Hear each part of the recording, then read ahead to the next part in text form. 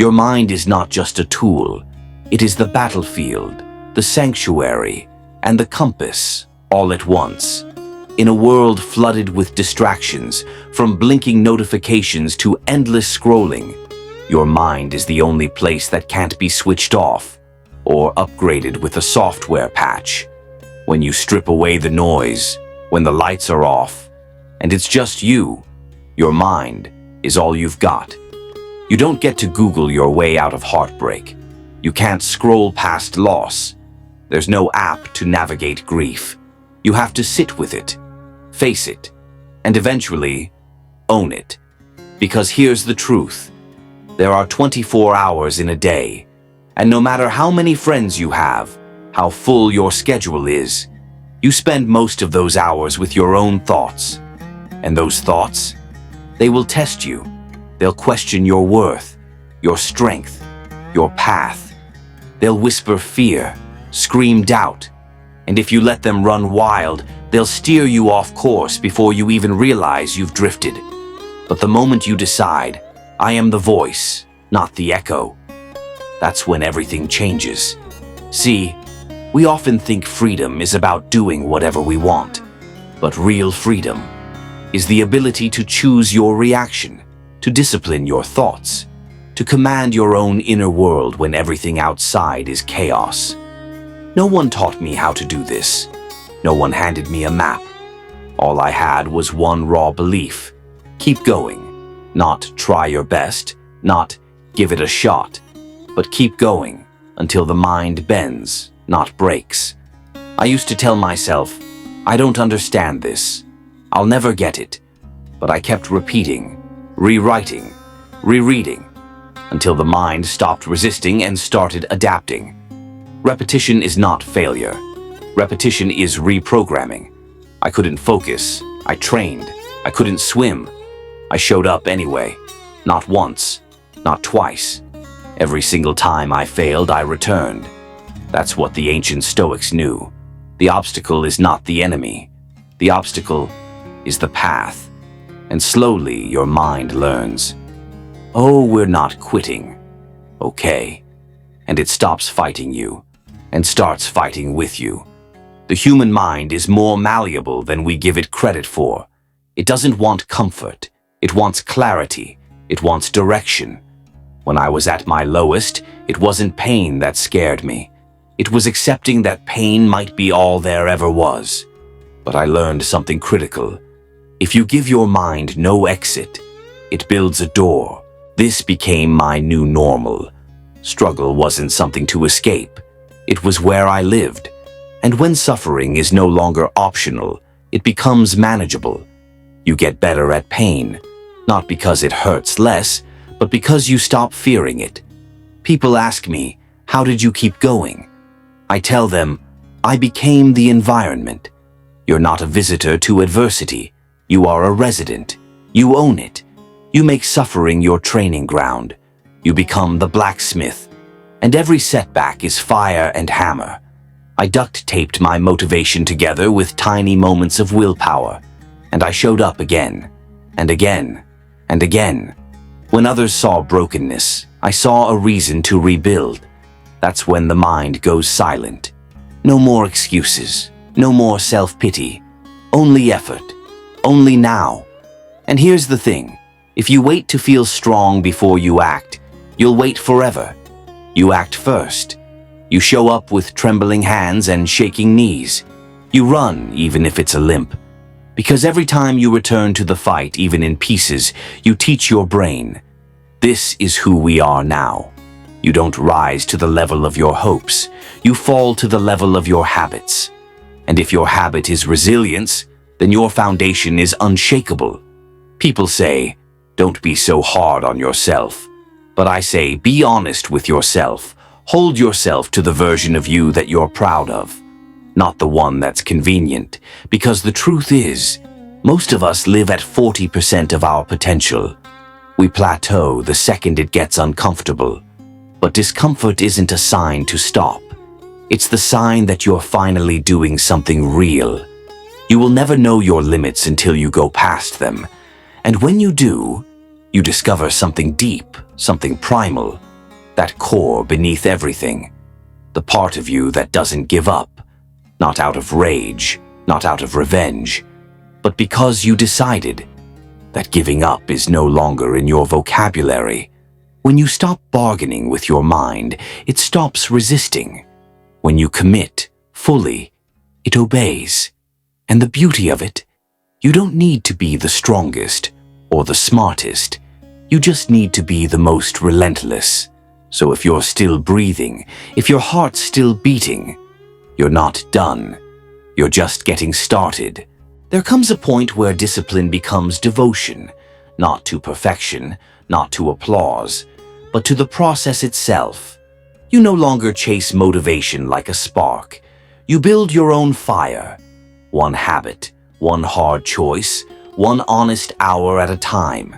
See, most people confuse consistency with comfort. But true consistency, it's forged in discomfort.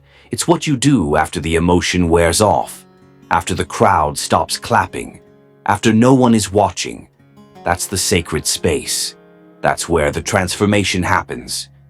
We talk about self-mastery like it's some final destination, but it's not. It's a daily negotiation between who you were and who you're trying to become. Some days the old self will win. Some days the doubt will be louder. But if you show up anyway, if you keep walking toward the better version of you, you're winning something much deeper than a temporary victory. You're learning loyalty.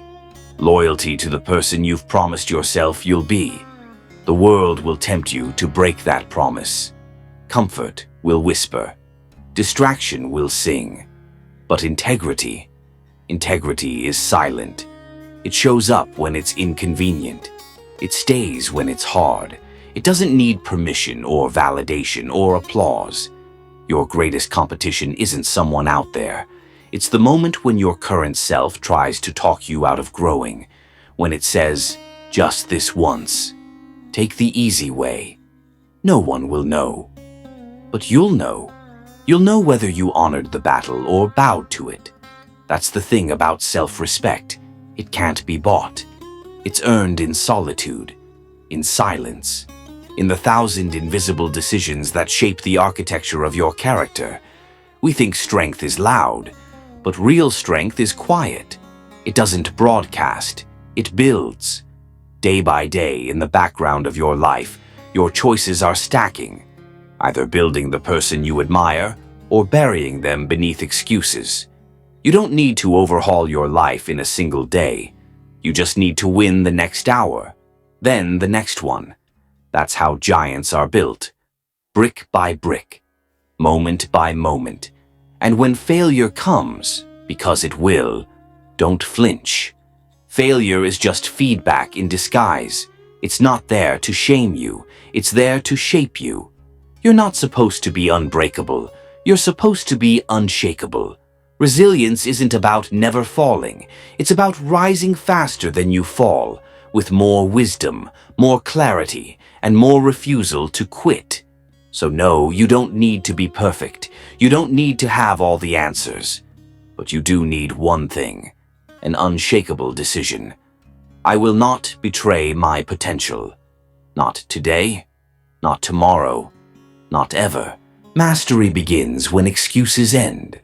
Not when you feel ready, not when the timing is perfect, but the moment you stop negotiating with weakness. That inner voice, the one that says, I'll start tomorrow, it doesn't care about your growth. It only cares about your comfort, and comfort never built anything worth remembering.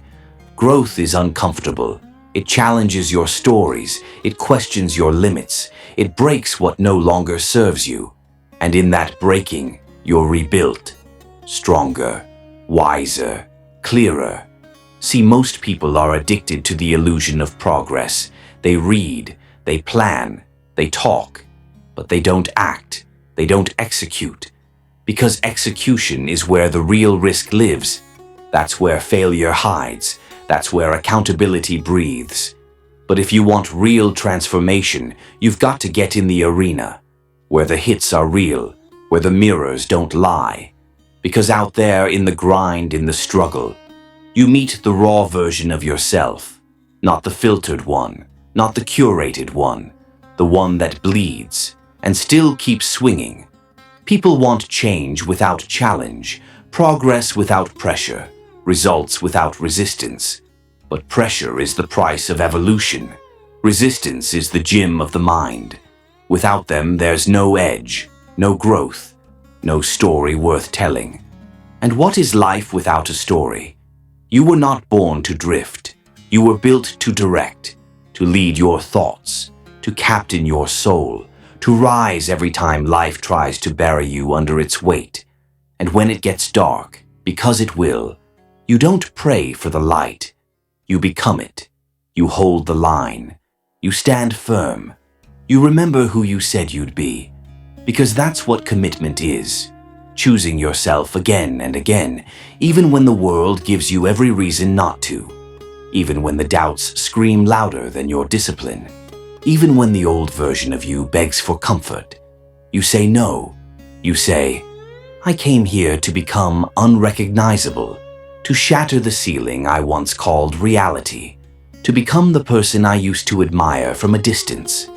Because this journey, this path of mastery, isn't just about achievement. It's about alignment. Alignment with truth, with integrity, with the quiet knowing that no matter what happens outside you, what's inside is unshakable. So no, this isn't for everyone. This is for the few, the brave, the relentless, the ones who don't wait for the storm to pass. They become the storm. And if that's you, then remember this. You don't have to roar to be powerful. You don't have to win every battle to earn respect. You just have to keep showing up. Keep honoring the struggle. Keep feeding the flame. And when it hurts, let it. Because pain is not your enemy.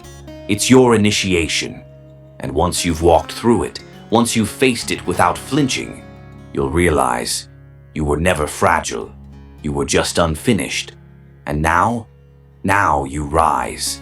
You don't need a perfect plan. You need relentless execution. Because life will never hand you the ideal conditions. The skies won't always be clear. The road won't always be smooth. But forward is always an option. Too many people wait for clarity before they begin. But clarity comes from movement. It doesn't precede the journey. It follows it. You walk the path, uncertain. You stumble. You fall. And in those falls, you gather the data. You learn your own weight, your balance, your limits, and how to break them. Discipline isn't born in comfort. It's forged in discomfort. When your body says stop, but your purpose says continue. That's where transformation lives. Most people live on autopilot. Wake up, scroll, consume, repeat. Distracted, detached, drifting. But those who awaken, those who dare to take control of their inner world, they don't live lives, they build them. Brick by brick, choice by choice, moment by moment. It's not glamorous, it's not loud, it's quiet and lonely and often misunderstood. Because in a world obsessed with shortcuts and instant gratification, consistency looks like madness. But there's power in the mundane, in the reps no one sees, in the hours when no one is watching. That's where the foundation is built, and without a foundation, you crumble. Because life will test you, and when it does, it won't care about your goals. It won't care about your plans. It will only care if you've prepared. So build when you're tired, build when you're bored, build when doubt tries to seduce you into quitting. Because one day, maybe not today, maybe not tomorrow, life will call your name. And when it does, you won't rise to the occasion. You'll fall to your level of training. So train well. Train your mind to choose strength when weakness is easier. Train your body to move when stillness feels safe. Train your spirit to stand when everything around you says kneel. You don't need to be perfect. You just need to be consistent. You don't need to be fearless. You just need to act anyway. You don't need to have all the answers. You just need the courage to take the next step. And step by step, day by day, you'll outpace everyone waiting for motivation. Because the truth, motivation is a visitor, discipline is a tenant, and self-mastery, that's the fortress you build by showing up. Again and again and again, even when it hurts, especially when it hurts. You learn to love the process, not for what it gives you, but for who it makes you. Because mastery isn't a destination, it's a direction. And as long as you're facing forward, you're already winning. The mind has two voices. One whispers doubt, the other potential.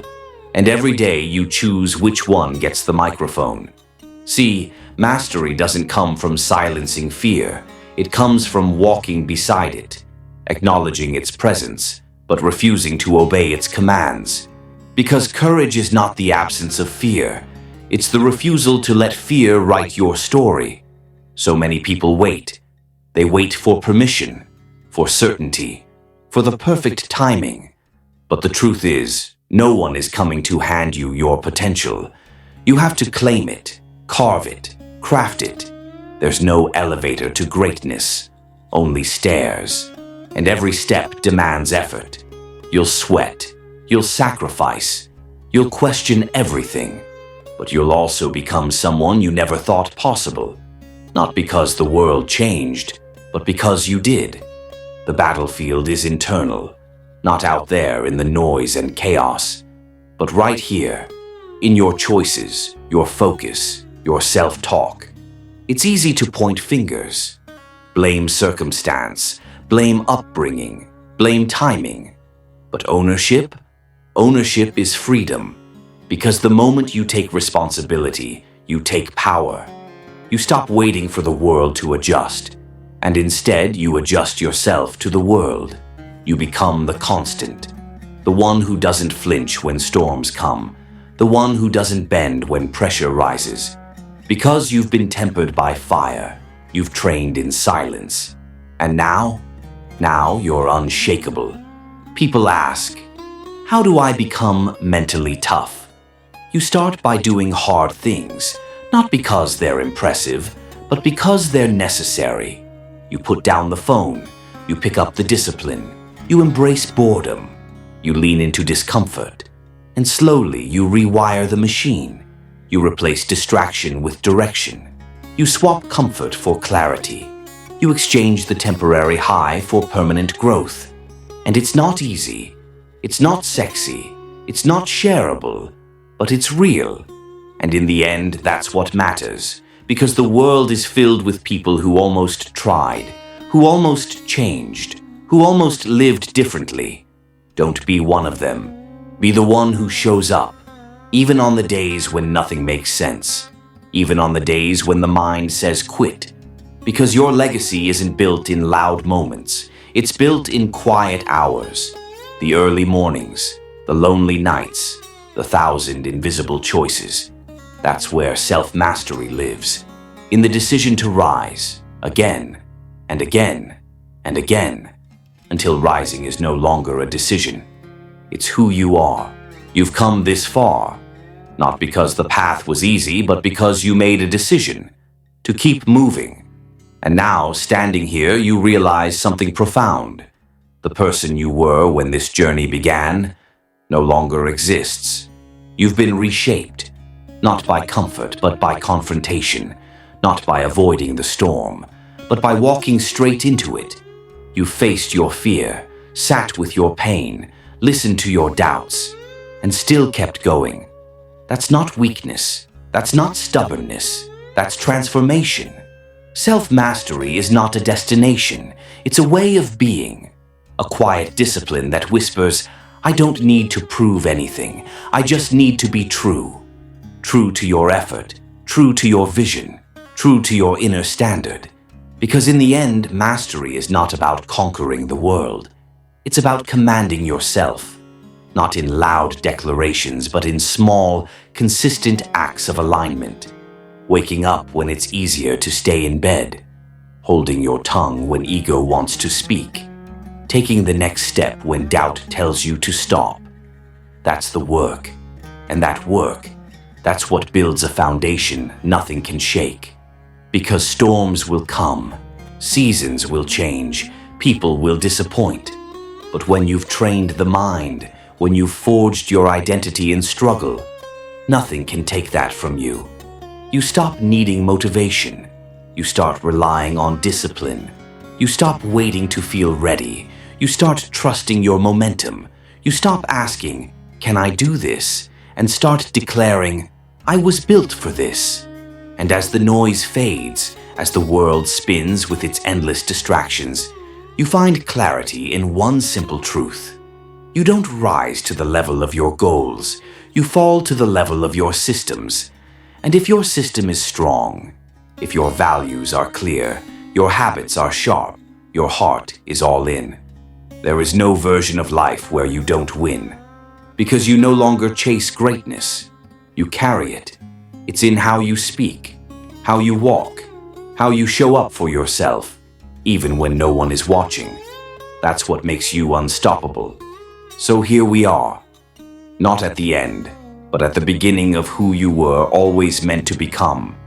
The world may never fully understand your path. It may never celebrate your process, but it will feel your presence. It will feel the strength of someone who did the work, who didn't flinch, who didn't fold, who didn't run. Because you became the storm.